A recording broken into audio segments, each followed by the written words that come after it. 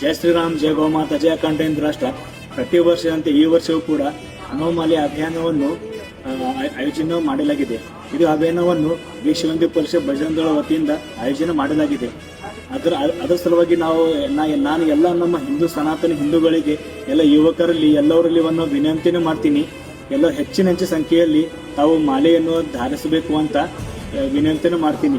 ಮಾಲೆ ಯಾಕೆ ಧರಿಸಬೇಕಪ್ಪ ಅಂತಂದರೆ, ನಮ್ಮ ಮನಃಶಾಂತಿಯಾಗಿ, ನಮ್ಮ ಧರ್ಮಗಳಿಗಾಗಿ, ನಮ್ಮ ಧರ್ಮ ಸಲುವಾಗಿ ನಾವು ಏನಾದರೂ ಕೊಡುಗೆ ಕೊಡಬೇಕಪ್ಪ, ನಮ್ಮ ಧರ್ಮ ಶಾಂತಿ ಸಿಗಬೇಕು.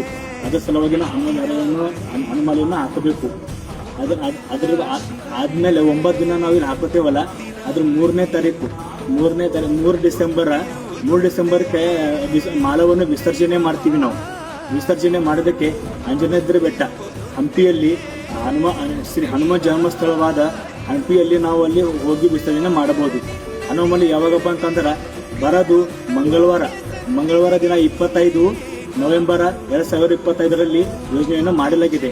ಅದಕ್ಕೆ ಹೆಚ್ಚು ಸಂಖ್ಯೆಯಲ್ಲಿ ತಾವು ಮಾಲೆಯನ್ನು ಧಾರಿಸಬೇಕಂತ ವಿನಂತಿಯನ್ನು ಮಾಡ್ತೀನಿ. ಜಯ ಶ್ರೀರಾಮ್, ಜಯ ಗೋಮಾತಾ, ಜಯ ಕಂಠೇಂದ್ರ ರಾಷ್ಟ್ರ, ಜಯ ಬಜರಂಗ್ ಬಲಿ.